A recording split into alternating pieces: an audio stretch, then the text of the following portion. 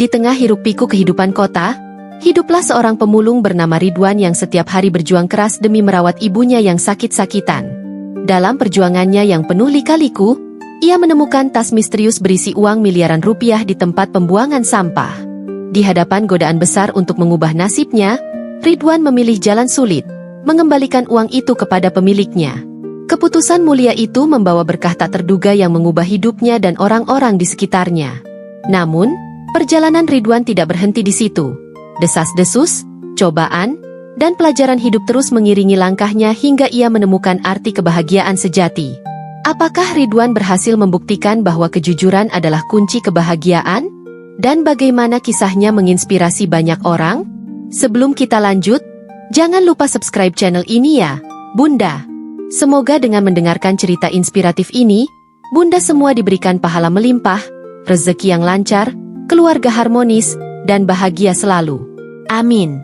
Yuk, mari kita simak cerita selengkapnya tentang Ridwan, sang pemulung jujur yang membuktikan bahwa kebaikan selalu membawa berkah. Bab 1. Kehidupan yang sederhana.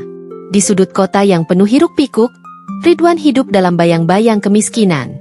Setiap pagi, ia bangun sebelum matahari terbit, mengenakan baju lusuh yang sudah bertahun-tahun menemaninya bekerja. Gerobak tua dengan roda berderit menjadi teman setianya, membawa harapan kecil di tengah tumpukan sampah yang ia pilah setiap hari. Hidupnya adalah perjuangan tanpa akhir. Ia tinggal di sebuah gubuk reot di pinggiran kota, bersama ibunya, Bu Siti, seorang wanita tua yang tubuhnya semakin rapuh dimakan usia dan penyakit. Dengan penghasilan tak lebih dari Rp100.000 sehari, Ridwan harus memilih antara makan atau membeli obat untuk ibunya. Pilihan itu selalu menyayat hatinya. Bu Siti, meski tubuhnya lemah, tetap menjadi sumber inspirasi bagi Ridwan. Ia sering berkata, "Nak, jangan pernah menjual harga dirimu demi uang. Harta bisa hilang, tapi kejujuran adalah warisan yang abadi." Pesan itu tertanam dalam benak Ridwan sejak kecil. Namun, semakin hari, beban hidup semakin berat. Obat-obatan ibunya semakin mahal, dan Ridwan mulai merasa bahwa doa-doa yang ia panjatkan setiap malam tidak kunjung terjawab. Kadang-kadang, ia duduk di tepi sungai selepas bekerja, menatap air keruh sambil bertanya-tanya apakah Tuhan masih mendengar suaranya. Hari-hari Ridwan dipenuhi oleh rutinitas yang melelahkan. Ia berkeliling kota dengan gerobak tuanya, mencari barang-barang bekas yang bisa dijual. Botol plastik, kardus, besi tua, semua yang orang lain anggap sampah menjadi harapan baginya. Namun, hasilnya seringkali tidak cukup untuk memenuhi kebutuhan sehari-hari. Ada kalanya ia pulang ke rumah dengan tangan kosong, hanya membawa kekecewaan. Di malam hari, ketika ia melihat ibunya terbaring lemah di kasur tipis, hatinya seperti diremas-remas. Ia ingin sekali memberikan kehidupan yang lebih baik bagi ibunya, tapi apa daya, nasib seolah tak berpihak padanya. Ketika musim hujan tiba, kehidupan Ridwan semakin sulit. Jalanan yang licin membuat gerobaknya sulit didorong, dan banyak tempat pembuangan sampah yang tergenang air. Beberapa kali, ia harus pulang dengan pakaian basah kuyup, tubuhnya gemetar karena dingin. Namun, ia tak pernah mengeluh. Di tengah kesulitan itu, ia selalu ingat pesan ibunya tentang pentingnya sabar dan bersyukur. Tuhan tidak akan memberikan cobaan melebihi kemampuan hambanya, kata Bu Siti suatu hari. Ridwan menggenggam erat keyakinan itu, meskipun kadang-kadang ia merasa tak kuat lagi. Tetangga-tetangga di sekitar gubuk Ridwan sering membicarakannya. Ada yang merasa iba, ada pula yang menganggapnya bodoh karena tetap mempertahankan prinsip kejujurannya di tengah kehidupan yang keras. Suatu hari, seorang teman sesama pemulung menawarkan cara cepat untuk mendapatkan uang, mencuri barang-barang dari truk pengangkut sampah yang sering melintas di malam hari. Ridwan menolak tawaran itu dengan tegas. "Aku mungkin miskin, tapi aku tidak akan pernah menjual harga diriku," katanya dengan nada tegas. Temannya hanya menggelengkan kepala, menganggap Ridwan terlalu naif. Namun, di balik semua kesulitan itu, Ridwan memiliki satu hal yang tak ternilai harganya, ketenangan hati. Meskipun hidupnya penuh perjuangan, ia tidur dengan damai setiap malam karena ia tahu bahwa ia telah berusaha sebaik mungkin. Ia percaya bahwa suatu hari, Tuhan akan membuka pintu rezeki baginya. Ia tidak tahu kapan atau bagaimana, tapi ia yakin bahwa kebahagiaan sejati bukan datang dari harta melainkan dari ketenangan batin yang ia dapatkan dari kejujuran dan kerja keras. Ridwan terus berdoa, berharap agar suatu hari nasibnya berubah, bukan hanya untuk dirinya sendiri, tapi juga untuk ibunya yang telah begitu lama berjuang bersamanya. Bab 2. Penemuan tak terduga. Hari itu, seperti biasa, Ridwan berangkat bekerja sebelum matahari terbit. Udara pagi yang dingin menusuk kulitnya, namun ia tak peduli. Ia hanya memikirkan bagaimana caranya mendapatkan cukup uang untuk membeli obat ibunya yang sudah hampir habis. Di tengah perjalanan menuju tempat pembuangan akhir, TPA, ia melewati jalan-jalan sempit yang dipenuhi sampah berserakan. Hatinya merasa semakin berat ketika melihat betapa kerasnya kehidupan di kota ini, sementara ia sendiri hanya bisa bertahan dengan sedikit harapan. Namun, ia tetap mendorong gerobak tuanya dengan tekad yang tak pernah pudar. Sesampainya di TPA, Ridwan mulai memilah-milah tumpukan sampah yang menjulang tinggi. Bau busuk menyengat hidungnya, tapi ia sudah terbiasa. Setiap barang yang ia temukan, botol plastik, kaleng bekas, atau kardus, adalah harapan kecil bagi kelangsungan hidupnya. Namun, saat ia membuka sebuah kantong hitam besar yang tergeletak di sudut, ia menemukan sesuatu yang membuatnya terperangah. Sebuah tas hitam elegan tersembunyi di balik tumpukan sampah. Awalnya, ia mengira tas itu hanya berisi dokumen atau barang-barang tak berguna lainnya. Namun, ketika ia membukanya, matanya membelalak. Tas itu penuh dengan tumpukan uang tunai dalam pecahan besar, totalnya mencapai 5 miliar rupiah. Ridwan terdiam, tubuhnya gemetar. Pikirannya mulai berkecamuk. Uang sebanyak itu bisa mengubah segalanya. Ia bisa membayar semua utangnya, membeli obat untuk ibunya, bahkan membangun rumah baru. Bayangan kebahagiaan ibunya yang akhirnya bisa hidup nyaman membuat air matanya hampir tumpah. Namun, di tengah godaan itu, suara lembut Bu Siti terngiang di telinganya, "Jangan pernah menjual harga dirimu demi uang." Ridwan menundukkan kepala, berusaha menenangkan pikirannya. Ia tahu bahwa uang itu bukan miliknya, dan pasti ada seseorang di luar sana yang sedang putus asa karena kehilangannya. Meski hatinya terguncang oleh godaan, Ridwan akhirnya memutuskan untuk tidak menyentuh uang itu. Ia membungkus tas tersebut dengan hati-hati dan membawanya pulang. Sepanjang perjalanan, pikirannya dipenuhi pertanyaan. Apa yang akan terjadi jika ia melaporkan penemuannya? Apakah pemiliknya akan memberikan imbalan? Atau mungkin, uang itu adalah hasil kejahatan? Namun, satu hal yang ia yakini, ia tidak bisa hidup dengan tenang jika menggunakan uang yang bukan miliknya. Saat tiba di gubuknya, ia duduk di samping ibunya yang tertidur lemah. Melihat wajah tua itu, ia semakin mantap dengan keputusannya. Keesokan harinya, Ridwan membawa tas itu ke kantor polisi terdekat. Perjalanan ke sana terasa begitu panjang, seolah-olah langkah kakinya dipenuhi beban berat.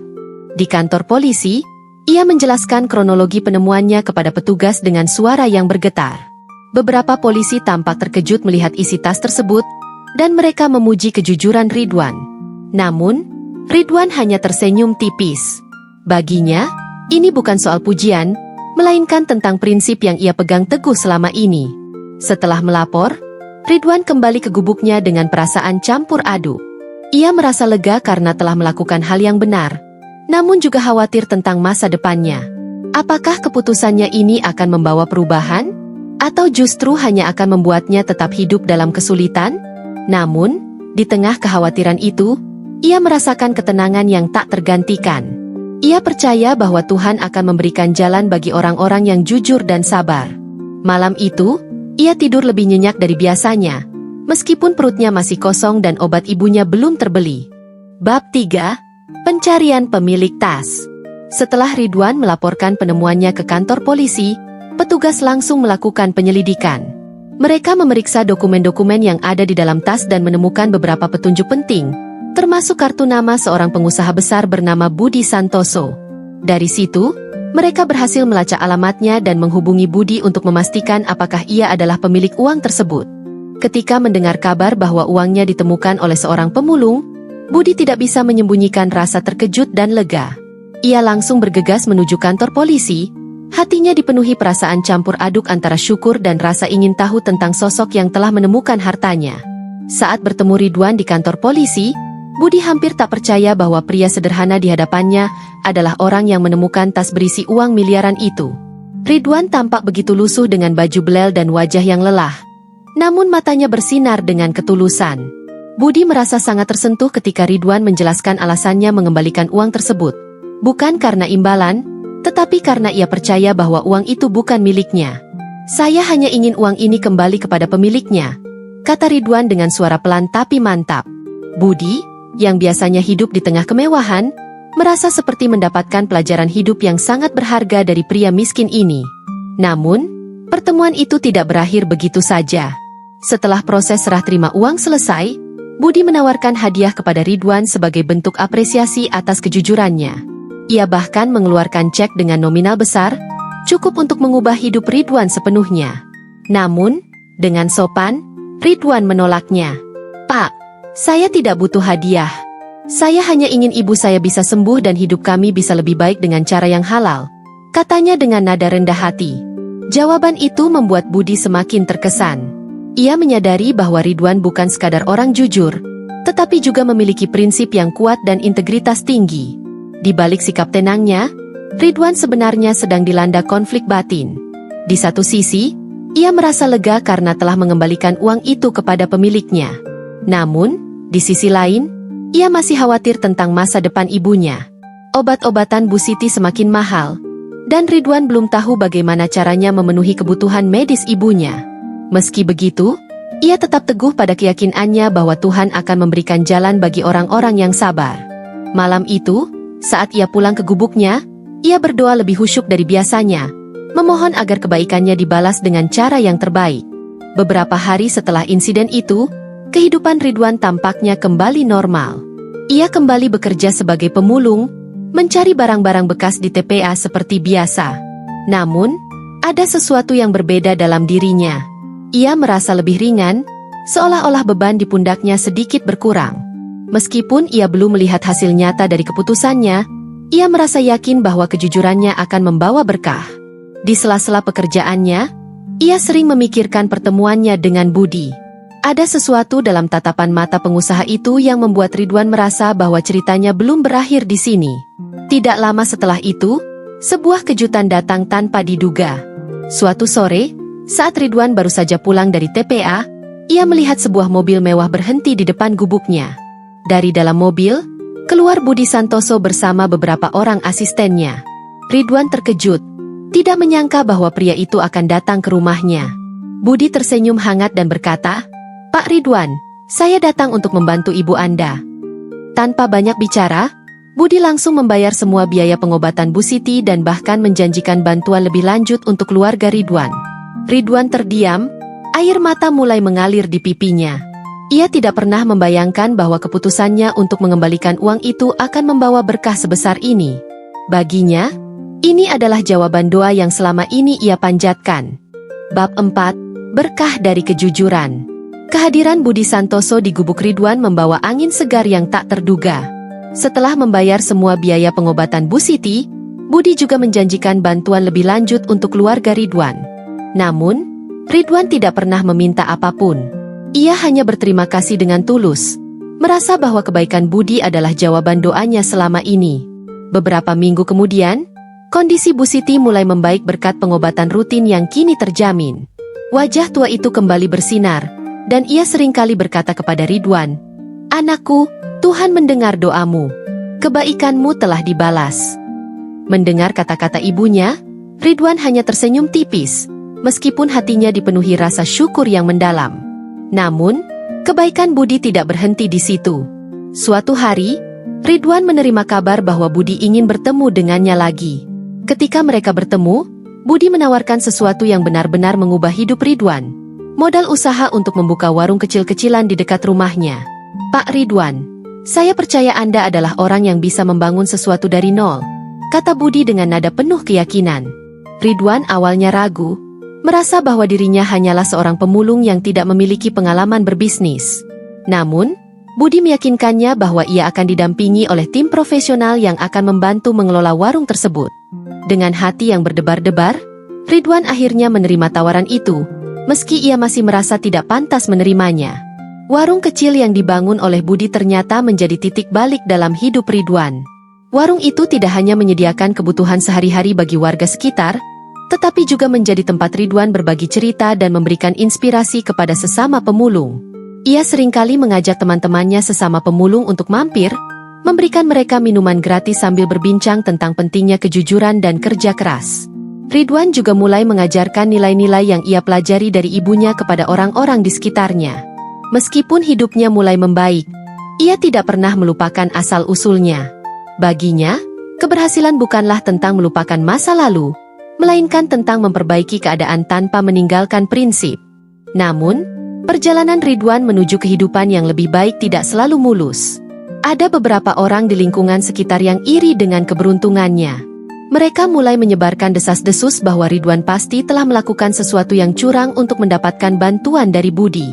Bahkan, ada yang mengatakan bahwa Ridwan sebenarnya menyimpan sebagian uang yang ia temukan. Desas-desus itu membuat Ridwan merasa tertekan. Ia tidak pernah membayangkan bahwa kebaikannya justru akan disalahartikan oleh orang lain. Namun, ia tidak pernah menanggapi omongan itu. Ia hanya fokus pada pekerjaannya, percaya bahwa waktu akan membuktikan kebenaran. Di tengah semua cobaan itu, Ridwan mendapat kesempatan lain yang tak terduga. Budi memintanya untuk bergabung dengan salah satu perusahaan miliknya sebagai bagian dari tim keamanan. Awalnya, Ridwan ragu karena ia tidak memiliki pengalaman di bidang itu. Namun, Budi meyakinkannya bahwa integritas dan kejujurannya adalah kualitas yang lebih penting daripada sekadar pengalaman. Ridwan pun mulai bekerja di perusahaan itu, belajar banyak hal baru, dan mendapatkan penghasilan yang stabil. Meskipun pekerjaannya sekarang jauh lebih nyaman dibandingkan saat ia menjadi pemulung, ia tetap rendah hati dan tidak pernah melupakan siapa dirinya sebenarnya. Lambat laun, kehidupan Ridwan benar-benar berubah. Ia berhasil membangun warungnya, mendapatkan pekerjaan yang layak, dan yang paling penting, ibunya semakin sehat. Namun, di balik semua pencapaian itu, Ridwan tetap memegang teguh prinsipnya. Ia seringkali berkata kepada orang-orang di sekitarnya, harta bisa hilang, tapi kejujuran adalah warisan yang abadi. Baginya, kebahagiaan sejati bukan datang dari materi, melainkan dari ketenangan hati karena telah melakukan hal yang benar. Ridwan sadar bahwa kebaikannya telah membawa berkah yang tak terduga, dan ia berjanji untuk terus membantu orang lain seperti dirinya dulu, seorang pemulung yang hanya ingin hidup dengan jujur dan bermartabat. Bab 5. Kebahagiaan sejati. Beberapa bulan berlalu sejak Ridwan mulai bekerja di perusahaan Budi dan membuka warung kecil-kecilannya. Kehidupannya yang dulu penuh kesulitan kini mulai menunjukkan tanda-tanda kebahagiaan yang nyata. Warungnya ramai dikunjungi warga sekitar, bukan hanya karena harganya yang terjangkau, tetapi juga karena Ridwan selalu menyapa setiap pelanggan dengan senyum tulus. Ia seringkali memberikan diskon kepada pemulung atau orang-orang yang kurang mampu, bahkan tak jarang ia memberikan makanan secara cuma-cuma kepada mereka yang benar-benar membutuhkan. Baginya, ini adalah cara untuk membalas kebaikan yang pernah ia terima dari Tuhan melalui Budi Santoso. Namun, meski hidupnya sudah jauh lebih baik, ada satu hal yang terus mengganggu pikiran Ridwan. Desas-desus tentang dirinya masih belum sepenuhnya hilang. Beberapa orang di lingkungan sekitar masih memandangnya dengan curiga, seolah-olah ia menyembunyikan sesuatu. Bahkan, ada yang mencoba menghasut Bu Siti dengan berkata bahwa Ridwan pasti telah melakukan sesuatu yang tidak benar untuk mendapatkan semua ini. Mendengar hal itu, Bu Siti hanya tersenyum tenang dan berkata kepada mereka, "Anakku adalah orang yang paling jujur yang pernah aku kenal. Jika kalian tidak percaya, maka itu urusan kalian." Meski demikian, Ridwan merasa sedih karena kebaikannya masih disalahartikan oleh sebagian orang. Suatu hari, saat Ridwan sedang membersihkan warungnya, seorang pemuda datang menghampirinya. Pemuda itu adalah teman lamanya sesama pemulung, bernama Arman, yang dulu pernah menawarkan cara cepat mendapatkan uang dengan mencuri barang-barang dari truk sampah. Arman tampak berbeda sekarang. Pakaian lusuhnya diganti dengan baju rapi, dan wajahnya terlihat lebih segar. Dengan nada malu-malu, Arman mengakui bahwa ia telah mendengar cerita tentang Ridwan dan merasa terinspirasi. "Ridwan, aku salah. Aku dulu menganggapmu bodoh karena menolak tawaranku. Tapi sekarang aku sadar, kamu benar. Harta yang didapat dengan cara yang tidak halal hanya akan membawa sengsara," katanya. Ridwan tersenyum dan mengajak Arman duduk, berbagi pengalaman tentang pentingnya integritas dan kerja keras. Keberhasilan Ridwan tidak hanya mengubah hidupnya sendiri, tetapi juga mulai mempengaruhi orang-orang di sekitarnya. Warungnya menjadi tempat berkumpul bagi para pemulung dan warga sekitar, tempat mereka bisa saling berbagi cerita dan belajar tentang nilai-nilai kehidupan. Ridwan seringkali menceritakan kisahnya kepada mereka, tentang bagaimana ia menemukan tas berisi uang miliaran, godaan yang ia hadapi, dan keputusan untuk mengembalikannya kepada pemiliknya. Ia ingin orang-orang tahu bahwa kejujuran bukanlah jalan yang mudah, tetapi selalu membawa berkah yang tak terduga. Pesan itu perlahan mulai meresap ke dalam hati banyak orang. Namun, tantangan terakhir datang ketika sebuah media lokal mengetahui kisah Ridwan dan memutuskan untuk menulis artikel tentangnya. Awalnya, Ridwan menolak untuk diwawancarai karena ia tidak ingin menjadi pusat perhatian. Namun, Budi meyakinkannya bahwa ceritanya bisa menjadi inspirasi bagi banyak orang. Akhirnya, Ridwan setuju, dan artikel itu pun diterbitkan. Judulnya cukup sederhana, Pemulung Jujur yang Mengubah Nasib dengan Kejujuran. Artikel itu langsung viral, dan Ridwan mendadak menjadi tokoh inspiratif di kotanya. Banyak orang yang datang ke warungnya hanya untuk bertemu dengannya. Bahkan ada yang memberikan donasi untuk membantu usahanya. Namun, Ridwan tetap rendah hati. Ia menggunakan sebagian donasi itu untuk membantu sesama pemulung dan membangun dapur umum bagi warga miskin. Di akhir cerita, Ridwan duduk di depan warungnya pada suatu sore, menatap langit yang mulai berwarna jingga. Ia merenung tentang perjalanan hidupnya, dari seorang pemulung yang hidup dalam kemiskinan, hingga menjadi sosok yang menginspirasi banyak orang. Di sisinya, Bu Siti duduk dengan senyum lembut. Tubuhnya kini jauh lebih sehat.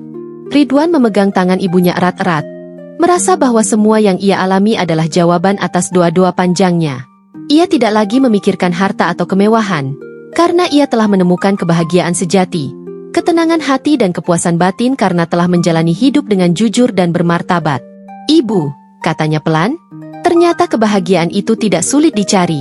Ia ada di dalam hati kita, selama kita tetap jujur dan sabar."